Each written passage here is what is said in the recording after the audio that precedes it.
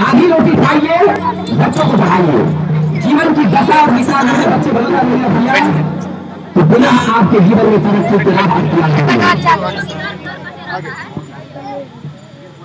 बच्चों को भेजिए विद्यालय।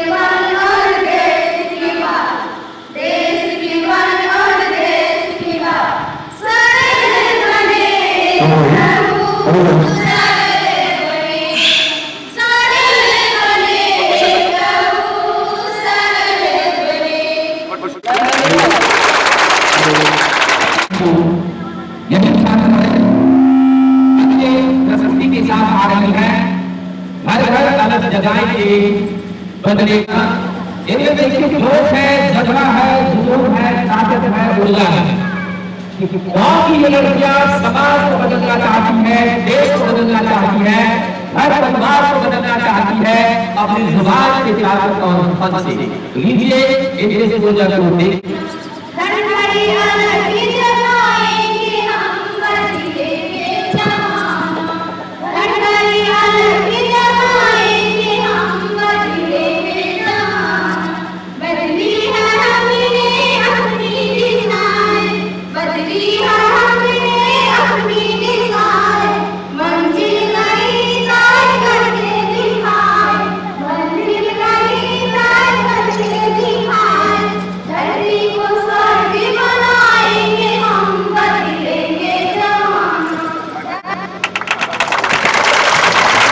अगर बेटा पढ़ाना फर्ज है तो फिर बेटियों को पढ़ाना क्यों समझते हैं कि हर्ज है।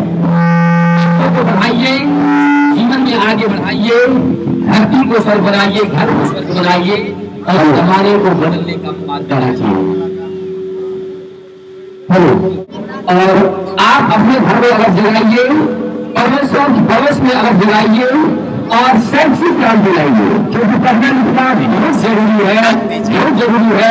अगर आप अपने नजरों से समाज के उदाहरण को देखते हुए ऐसे अनेक उदाहरण आपके समाज में हैं उपलब्ध, जिन्होंने शिक्षा की बदौलत शैक्षिक क्रांति लाकर अपने जीवन की प्रतिकूल धारा को अनुकूल कर लिया है।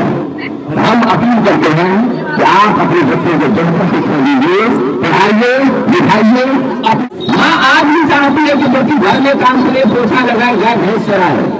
मैं ऐसे माँ का आह्वान करता हूँ, अनुरोध करता हूँ कि आप उस बेटी के दर्द को महसूस कीजिए, गाना को सुने कि जन्मे से हमरा मैया और अनपढ़ बने न करी जाए, और अनपढ़ बनाने का क्या नतीजा है आप अपनी आंखों से आगे देखेंगे।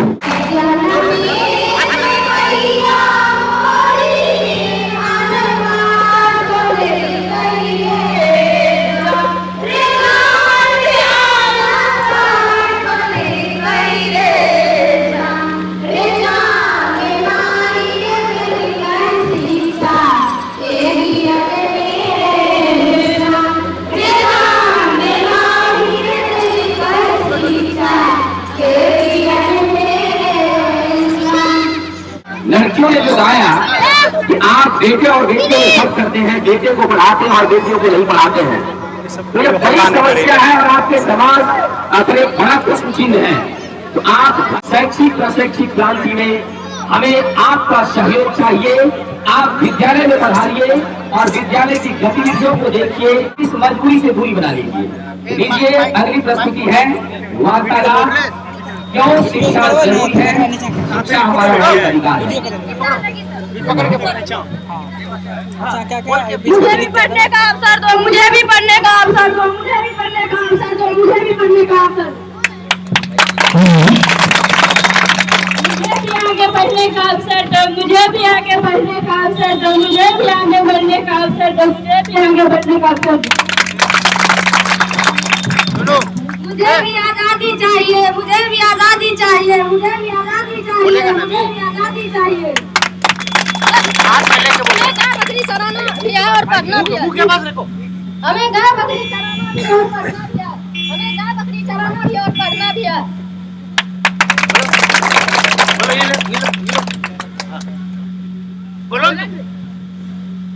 मैं गोबर कर्सी चुनूंगा और पढ़ूंगा। मैं गोबर कर्सी चुनूंगा और आवाज पढ़ूंगा। मैं गोबर कर्सी चुनूंगा और आवाज पढ़ूंगा।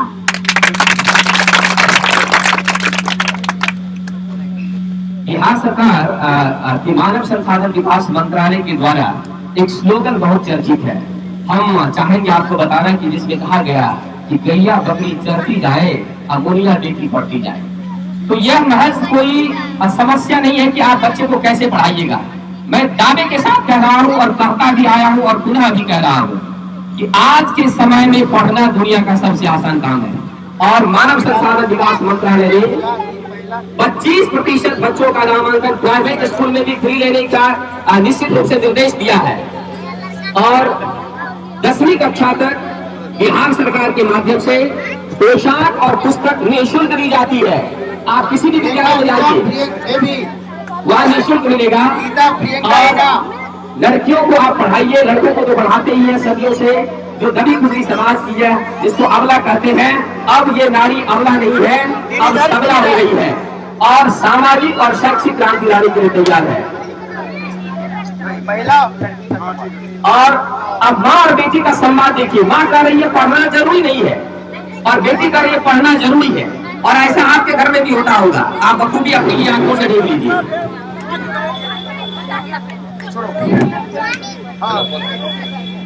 और आगे आ जाओ।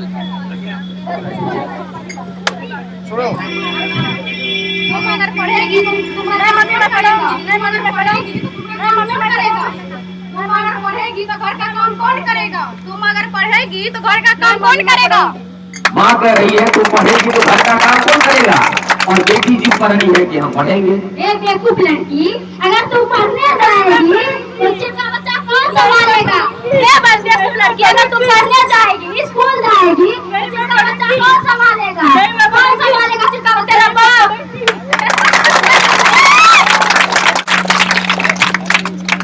इसलिए पुनः आपसे अनुरोध है, अपील है कि आप लड़की को पढ़ाइए। सामाजिक क्रांति आएगी, सामाजिक क्रांति आएगी, वैचारिक क्रांति आएगी। खुद ही को कर बुलंद इतना कि हर तकदीर से पहले खुदा बंदे से पूछे। और यह है पिता पुत्र का संवाद। बाबूजी कह रहे पढ़ना जरूरी नहीं है और बेटा जिद पर आमादा है कि पढ़ना जरूरी है। मेरा बेटा पढ़ना चाहता है, तो ये जब पढ़ेगा तो लोगों की यहाँ नौकरी कौन करेगा? इसलिए ये जो है हमने कहा ये नहीं पढ़ेगा। हमने यदि तुम पढ़ेगा तो लोगों की नौकरी कौन करेगा? यदि तुम लोगों की नौकरी नहीं करेगा तो हमारा पेट कैसे चलेगा, जिससे कि हम जीना रहते हैं? नहीं तुम आज से नहीं जाएगा और नहीं जाएगा। क्या करें क्या न करें? तू पढ़ने लगा रे, पढ़ने लगा रे, तू नहीं जानता है कि फांसी मारता है, वो भी मारता है, पढ़ते क्या हमारे? जो भी पढ़ता है वो भी मारता, माँ जो नहीं पढ़ता है वो भी मारता। तू जान करा करता है करता।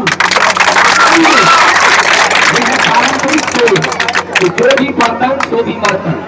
लेकिन सच्चाई यही है कि अगर आप चाहते हैं जीवन की धारा को बदलना, जीवन में तरक्की की राह को अख्तियार करना, तो आपने जो किया आपसे मुखातिब है स्वामी विवेकानंद पब्लिक स्कूल की छात्राएं और छात्र, जो बताएंगे कि शिक्षा के बिना कैसे सब कुछ अधूरा है। तो आइए जिंदगी के सपने को हकीकत में ढालने के लिए आप पूरा इसकी परफॉर्मेंस को देखें। भाइयों एवं बहनों, पढ़ लिख करके ही हम अपने हक जान सकते हैं। भाइयों एवं बहनों, पढ़ लिख करके ही अपने हक अधिकार को जान सकते हैं। समझे? दोस्तों, भाई एवं बहनों, पढ़ लिख करके ही हम अपने हक और ज्ञान, विज्ञान और आविष्कार की बातें को जान सकते हैं। भाई एवं बहनों, पढ़ लिख करके ही हम अपने ज्ञान, विज्ञान और आविष्कार की बातें को जान सकते हैं। समझे? हम बार बार आप लोग के समक्ष आएंगे समझाने के लिए, शिक्षा की मौलिक अधिकार को जानने के लिए कि आप लोग भी आगे बढ़िए, आप लोग भी पढ़िए, आगे बढ़िए। मूर्ख रहने से जीवन में कुछ नहीं मिलने वाला है। समझे?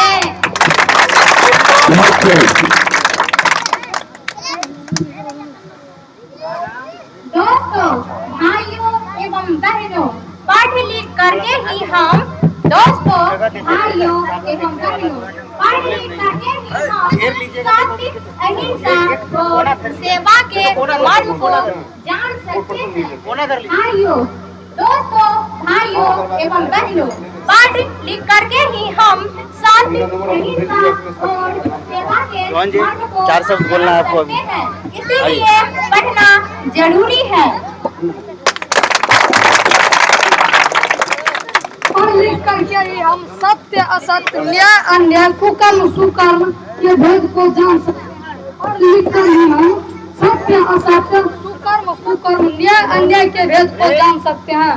पढ़ लिख करके ही हम सत्य असत्य, न्याय अन्याय, कर्म कुकर्म के भेद को जान सकते हैं।